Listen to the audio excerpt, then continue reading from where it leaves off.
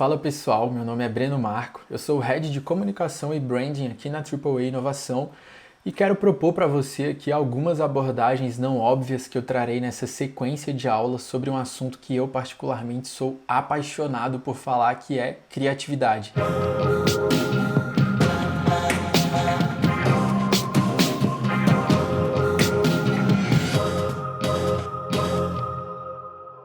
E sim, eu sei que você entrou nessa aula lendo aí no título, né, a palavra inovação e acabou de notar que eu alterei esse termo para criatividade. E esse é o primeiro ponto que eu quero abordar com você nessa aula, mas fica tranquilo, eu não vou te dizer aqui que você não precisa ser um prodígio para ser inovador, na verdade você só precisa ser criativo. Não, até porque isso não adiantaria e não resolveria absolutamente nada. Na verdade, o que eu quero propor para você é a quebra de um raciocínio que acabou virando senso comum. O raciocínio de que para ser inovador, ou em outras palavras, para ser criativo, você precisa ser um prodígio, ter um dom, ter um talento especial. Na verdade, a gente cresce, né, e passa a acreditar que as pessoas que transformam o mundo, os agentes de transformação do mundo, os criativos, os inovadores, os que desenvolvem negócios disruptivos, são seres feitos de uma matéria diferente da nossa, né? São aquelas crianças que aprendem a ler aos 2 anos, que tocam Beethoven aos 4 anos de idade e que falam 6 idiomas aos 8. E na verdade isso é uma baita mentira. A real é que nem sempre as pessoas prodígios são aquelas que transformam o mundo de fato e que fazem com que ele avance. E quando eu falo em ser prodígio, logo eu lembro da minha infância, né, do meu tempo de escola. Provavelmente você também pode se identificar com isso e lembrar de alguém, mas eu lembro da minha infância, né, quando na nossa turma, né, a gente tinha aqueles colegas que eram o orgulho dos professores, tiravam 10 em matemática, se davam super bem em ciências. Eu diversas vezes já me senti muito burro, principalmente na época ali do ensino médio, tinha mudado de escola, então acabei entrando num modelo de ensino que tinham várias provas e a maneira de avaliação deles era exclusivamente por provas e eu não mandava bem nas provas, eu nunca tirei 10 em matemática a minha vida inteira, eu nunca me dei tão bem assim em ciências e nunca fui o orgulho dos professores.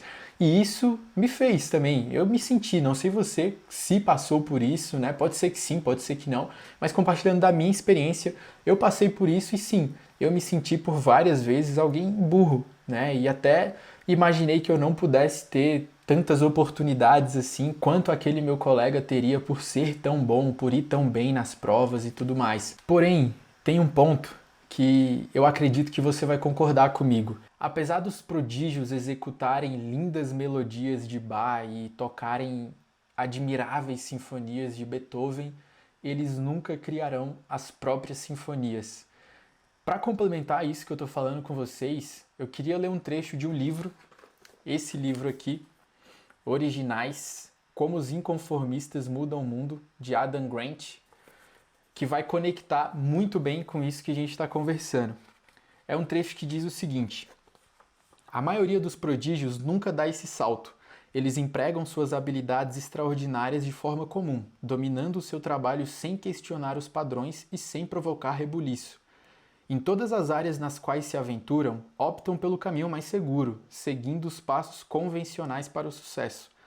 Tornam-se médicos que curam seus pacientes sem lutar para corrigir os sistemas falidos que impedem muitos pacientes de arcar com os custos de um tratamento de saúde. Tornam-se advogados que defendem clientes da acusação de violar leis arcaicas, sem tentar modernizar as leis propriamente ditas. Tornam-se professores que planejam aulas interessantes de álgebra, sem questionar se álgebra é mesmo o que seus alunos precisam aprender. Concentram energia em assimilar o conhecimento científico existente, não em produzir novas abordagens. Adaptam-se a regras codificadas de jogos já estabelecidos, em vez de inventar as novas regras para os seus próprios jogos. O que eu aprendo com isso? Eu aprendo que a prática ela leva à perfeição, mas não ao novo. E o que eu quero trazer lendo esse trecho desse livro? De alguma forma, demérito ao que as pessoas prodígio executam, fazem? Óbvio que não. Jamais faria isso. A única coisa que eu pretendo e quero aqui é, na verdade, propor a quebra e fazer com que você se desprenda desse raciocínio mentiroso de que a inovação, a criatividade, ela pertence a um grupo seleto de pessoas que receberam de um ser superior esse dom e que, isso não é para mim, deixa para a galera do marketing, da arte, da comunicação, e eu fico aqui na minha, executando as minhas tarefas da forma como eu aprendi. A criatividade, na verdade, não é o meu forte. Porque isso, acredite, é uma baita mentira. E você, com certeza, está perdendo oportunidades preciosas por acreditar nessa ladainha. Você pode até duvidar, mas as pessoas originais, aqueles que propõem ideias, criam negócios disruptivos, questionam o status quo, eles raramente são exemplos de autoconfiança, de convicção e de segurança. Na verdade, são pessoas que precisam muitas vezes enfrentar o medo, enfrentar a insegurança, assim como eu, assim como você provavelmente também enfrenta diversas vezes. Eu, inúmeras vezes, quando me envolvo em projetos que a criatividade é a principal skill de execução, liderando projetos aqui na AAA também, que a gente precisa desenvolver entregas para os clientes, entregas também para o nosso time interno e que a gente tem que desenvolver e entregar de forma excelente ideias criativas, inovadoras. Muitas vezes, praticamente todas elas, eu enfrento no meu processo medo, insegurança, incerteza, e aposto que você também, assim como eu, enfrenta esses desafios. E quer saber quem mais, assim como você, assim como eu, também enfrenta ou enfrentou desafios tão parecidos quanto nós? Eu vou trazer para vocês 3 exemplos de diferentes universos, até para que você entenda que esse assunto, criatividade e inovação, ele não está restrito a um grupo seleto de pessoas ou a uma área específica do conhecimento. O primeiro exemplo que eu quero trazer para você é um exemplo que está dentro do universo da tecnologia, do nosso universo. Um exemplo que provavelmente você já deve conhecer, mas vale reforçar, de um cara chamado Steve Wozniak, que estava lado a lado com Steve Jobs ali na Apple e que teve, no ano de 1977, a oportunidade de receber de um investidor por volta de $250 mil para que ele deixasse o seu emprego e focasse exclusivamente na Apple. E ele, por ter medo e insegurança, recusou a oferta e inclusive afirmou: na verdade, eu não queria fundar uma empresa, isso é o relato dele. Eu imaginei que eu fosse continuar nesse emprego e, no fundo, o que eu senti foi medo. Ele disse isso um pouco depois, dessa oportunidade ter surgido. Então, uma baita referência para nós da tecnologia, alguém que estava ali fundando e encabeçando uma marca e uma empresa que é referência em tecnologia, em inovação, em design, mas que sim, passou por um processo em que teve medo e insegurança e recusou uma oportunidade. Felizmente, não foi a oportunidade da vida dele e eles conseguiram, apesar disso, também construir um negócio que não dependeu exclusivamente dessa oportunidade. Segundo exemplo, um exemplo agora da área da ciência, de um cara chamado Nicolau Copérnico. Esse cara, que provavelmente vocês também já escutaram falar, manteve a astronomia estagnada por décadas, porque ele teve medo de publicar a sua descoberta de que não era o Sol que girava em torno da Terra, mas sim a Terra que girava em torno do Sol. E Copérnico teve medo de ser taxado de ridículo e de ser rejeitado ao publicar essa descoberta. E ele passou 26 anos até que essa descoberta fosse finalmente publicada e desse, avanço a essas pesquisas científicas no ramo da astronomia. Meu terceiro e último exemplo, um exemplo agora do universo da arte, um cara chamado John Lennon. John Lennon, todos nós sabemos, um dos artistas, se não o que mais tem singles e álbuns nas paradas de sucesso, mas que sofria de uma tremenda crise de autoestima, autoconfiança. Inclusive, ele compôs a música Help em um momento para expressar justamente essa confusão, talvez essa insegurança, porque um relato dele, contando sobre essa música e essa história, ele menciona que estava gordo, estava deprimido e que a música soava como um pedido de socorro.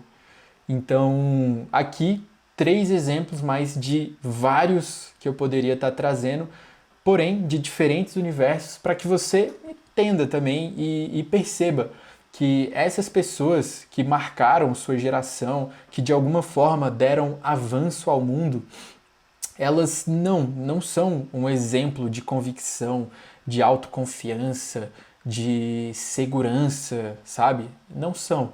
Mas, se elas não são um exemplo de autoconfiança, o que elas têm em comum? E aqui eu quero trazer 2 pontos que eu particularmente identifico nessas e em várias outras pessoas que transformam de fato o mundo e que eu posso trazer para você. 2 padrões. O primeiro deles são pessoas que na régua da vida elas têm paixão muito maior do que ambição. Segundo padrão, são pessoas que assumem riscos controlados. Nem todas, mas grande parte sim. O que eu quero dizer é que os inovadores genuínos são pessoas que são guiadas muito mais por suas paixões do que por ambições racionais. São pessoas que talvez entenderam que para você ter sucesso, paixão tem que ser maior que ambição, que não ficaram correndo atrás de uma ideia que fosse torná-los ricos do dia para a noite, mas sim atrás de uma ideia que de fato valesse a pena lutar, que de fato fizesse sentido dedicar suas mentes, sua energia, seus corações para que aquilo fosse desenvolvido e que a partir disso algo novo, inusitado, disruptivo, criativo, inovador surgiria. E que apesar da recompensa financeira ser extremamente abundante, ela não seria melhor que a recompensa de se sentir vivo, de se sentir grande, de sentir que você de fato está fazendo com que o mundo avance e seja transformado num lugar melhor para todos nós. E esse é o meu intuito aqui, te encorajar e ativar em você esse potencial criativo que existe e que já está aí dentro e que não é um clichê. Essa frase pode até soar como você tem um potencial criativo. Quantas vezes você já foi em workshops e escutou essa frase? Mas o que eu pretendo aqui não é apenas te encorajar ou te inspirar, é mais do que isso. É realmente te capacitar para que você consiga não apenas identificar, mas intensificar e executar projetos com a criatividade sendo uma soft skill apurada e realmente desenvolvida dentro de você. E falando em capacitar, se você entrou nessa aula se perguntando, se para eu ser inovador, ou em outras palavras, para eu ser criativo, eu não preciso ser um prodígio, então, afinal de contas, eu preciso do quê? Primeiro de tudo, você precisa entender que você não é criativo não pela falta da criatividade, mas sim pela falta de consciência e de clareza de como ela funciona. E que sim, você precisa aprender técnicas e ter ferramentas para aplicar a criatividade, para desenvolver a criatividade, mas que você, na verdade, precisa delas não para se tornar criativo, mas sim para se manter criativo, porque nós não nos tornamos criativos, nós nos mantemos criativos. E por último, para fechar essa aula, eu quero trazer para você uma abordagem não óbvia te dizendo o que você não precisa. Eu disse algumas coisas que você precisa, mas eu também acho interessante e queria fechar essa aula te dizendo o que você não precisa.